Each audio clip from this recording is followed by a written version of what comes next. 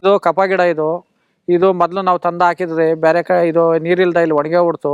ಇವಾಗ ಬೇರೆ ಕಡೆಯಿಂದ ತರಿಸಿ ಇಲ್ಲಿ ಚಿಲ್ದ ಮಡಗಿದ್ರಿ ಮಾಡೋಣ ಅಂದ್ಬಿಟ್ಟು ಚಿಕ್ಕ ಮಕ್ಕಳ ತಗಿಂದ ದೊಡ್ಡವ್ರ ಗಂಟ ಯಾರು ಬೇಕಾದ್ರೂ ತಗೊಂಬೋದು ಸರ್. ಇದು ಕಪ ಏನಾರ ಗೊರ ಅಂತಿದೆ, ಒಂದು 2 ಎಲೆ ತಿನ್ನಿಸ್ಬಿಟ್ರೆ ಇದು ಕಪ ಎಲ್ಲ ಕರಿಗಾಗಿ ಓದ್ತಾ ಸರ್. ಇಂಪ್ರೂವ್ಮೆಂಟ್ ಚೆನ್ನಾಗಿದೆ ಸರ್. ಈ ಗಿಡದಿಂದ ಪತ್ರಿ ಅಂತ ಇದು ಗಿಡದ ಹೆಸರು ಸರ್. ಇದು ಮರ್ಸೇಬ್. ಇದು ಸ್ಟ್ರೋಕ್ಗೂ ಇದು ಮೇನ್ ಔಷಧಿ ಆಗ್ತದೆ. ಇದು ಶುಗರ್ಗೂ ಮೇನ್ ಔಷಧಿ ಆಗ್ತದೆ.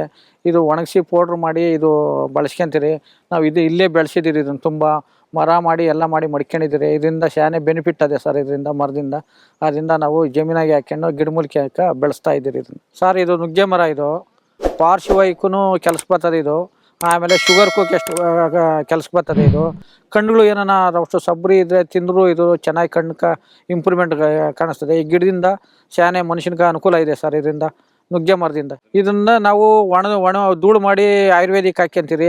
ತಿನ್ನಬೇಕಾದ್ರೆ ಹಸಿ ಸೊಪ್ಪು ತಿಂತೀರಿ. ಕೆಲವು ಹಸಿ ಸೊಪ್ಪು ರಸನೂ ಯೂಸ್ ಮಾಡ್ಕೊಂತೀರಿ ಸರ್ ಇದನ್ನು ಸರ್. ಇದು ಜಮನಳ್ಳಿ ಗಿಡ. ಶುಗರ್ಗೂ ಅನುಕೂಲ, ಇತ್ತ ಕಡೆ ಕ್ಯಾನ್ಸರ್ಗೂ ಅನುಕೂಲ. ಕೆಲವೆಲ್ಲ ಇದನ್ನು ಹಣ್ಣುಗಳನ್ನೆಲ್ಲ ಒಣಗಿಸಿ ಪೌಡ್ರ್ ಮಾಡಿ ಇದನ್ನು ಬರೋ ಪೇಷಂಟ್ಗೆಲ್ಲ ನಾವು ಇದನ್ನು ಕೊಡ್ತೀರಿ. ಅದಕ್ಕಾಗಿ ಇಲ್ಲಿ ಆಳುಗಳು ಮಾಡ್ಕೊಂಡಿದ್ದೀರಿ. ಇದನ್ನೆಲ್ಲ ತೋಟ ಗಿಟ ರೆಡಿ ಮಾಡಿ ಬೆಳ್ಸೋಕೆ ಮಾಡಿ ಇದನ್ನು ಪೇಷಂಟ್ಗೆ ಹಂಚ್ತೀರಿ ಸರ್. ಇದು ಚೇಪೆ ಗಿಡ ಅಂತ. ಇದು ಗ್ಯಾಸ್ಟ್ರಿಕ್ಕು ಯೂಸ್ ಮಾಡ್ಕೊಂತೀರಿ. ಆಮೇಲೆ ಪಾರ್ಶ್ವವಾಯುಕ್ಕೂ ಯೂಸ್ ಮಾಡ್ಕೊಂತೀರಿ. ಇದನ್ನು ಗಿಡನ ಎಲೆನ ಒಣಗಿಸ್ಬಿಟ್ಟು ಪುಡಿ ಮಾಡಿ ಇದನ್ನೆಲ್ಲ ನಾವು ಬಳಸ್ಕೊಂತೀವಿ ಸರ್. ಆಯುರ್ವೇದಿಕ್ ಔಷಧಿ ಥರ ಇದನ್ನ ಬಳಸ್ಕೊಂಡು ಜನಗಳಿಗೆ ಯೂಸ್ ಮಾಡ್ಕೊಂತೀರಿ ಸರ್. ಇದು ಜಾಂಡೀಸ್ ಸೊಪ್ಪು. ಬೆಳಗ್ಗೆ ಖಾಲಿ ಹೊಟ್ಟೆಗ ಮಿಕ್ಸಿಗೆ ಹಾಕ್ಬಿಟ್ಟು ನೀರು ಥರ ಮಾಡಿ ಕೊಟ್ಟರೆ ಇದು ಒಂದು 10 ದಿನ ಕುಡಿದ್ಬಿಟ್ರೆ ಜಾಂಡೀಸು ಕಮ್ಮಿ ಆಗ್ತದೆ ಸರ್. ಹಳದಿ ಕಣ್ಣಿರ್ತಾವಲ್ಲ ಸರ್, ಅದು ಕ್ಲಿಯರ್ ಆಗ್ಬಿಡ್ತದೆ. ಇದು ಒಂದು 10 ದಿನ ತಗೊಂಬೇಕಿದು ಸೊಪ್ಪು ಅಷ್ಟೇ ಸರ್. ಜಾಂಡೀಸ್ ಕಿತ್ಕೊಂಬತ್ತೀರಿ ಸೊಪ್ಪನ್ನ ಮಿಕ್ಸಿಗೆ ಹಾಕ್ತೀರಿ ನುಣ್ಣಗೆ. ಆ ರಸನ ಒಂದು 10 ದಿನ ಪೇಷಂಟ್ ಕೊಡ್ತೀರಿ ಸರ್. ಜಾಂಡೀಸು ಕ್ಲಿಯರ್ ಆಗ್ಬಿಡ್ತದೆ. ಇದು ಸ್ಟ್ರೋಕ್ ಆದರ್ಕ ಮಸಾಜ್ ಮಾಡಿ ಸ್ಟೀಮ್ಗೆ ಹಾಕಿದ್ರೆ ಈ ನರೆಲ್ಲ ಈಟ್ ಆಗ್ತದೆ ಸರ್. ನರೆಲ್ಲ ಈಟ್ ಆಗ್ಬಿಟ್ಟು ನರ ಇದು ಲೂಸ್ ಆಗ್ತವೆ. ಬ್ಲಡ್ ಎಲ್ಲೇನ ಬ್ಲಾಕ್ ಆಗಿದ್ದರೆ ಕರಗ್ತದೆ ಅಂತ ಅರ್ಜೆಂಟು ಸ್ಟೀಮ್ ಹಾಕೋದು. ಸ್ಟೀಮ್ಗೆ ಅಷ್ಟು ಆಯುರ್ವೇದಿಕ್ಕು ಸೊಪ್ಪುಗಳು ಮೆಡಿಷನು ಎಲ್ಲ ಹಾಕ್ತೀರಿ. ಅದಕ್ಕೆ ಹಾಕ್ಬಿಟ್ಟು ಸ್ಟೀಮ್ ಕೊಡ್ತೀರಿ. ಅದು ಈಟ್ ಆಗ್ತದೆ. ಈಟ್ ಆದಮೇಲೆ ಅದು ಸೆಕೆ ನೀರು ಗಿಕ್ಕೆ ನೀರು ಎಲ್ಲ ಹೋಗ್ತವೆ.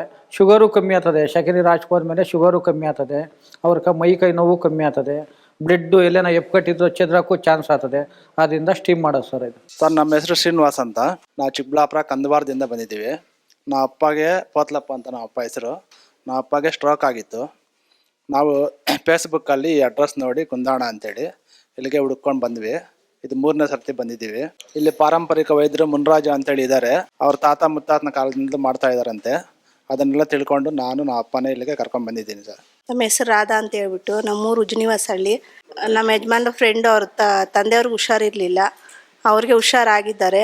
ಅದಕ್ಕೆ ಅವ್ರು ಇಲ್ಲಿ ಹೇಳಿದ್ರು, ಈ ಥರ ಹೋಗಿ ಕುಂದಾಡಿಯಲ್ಲಿ ನೋಡ್ತಾರೆ, ಹೋಗಿ ತೋರಿಸ್ಕೊಳ್ರಿ ಅಂದರು. ಅದಕ್ಕೋಸ್ಕರ ನಾವು ತೋರಿಸ್ಕೊಳಕ್ಕೆ ಬಂದಿದ್ವಿ.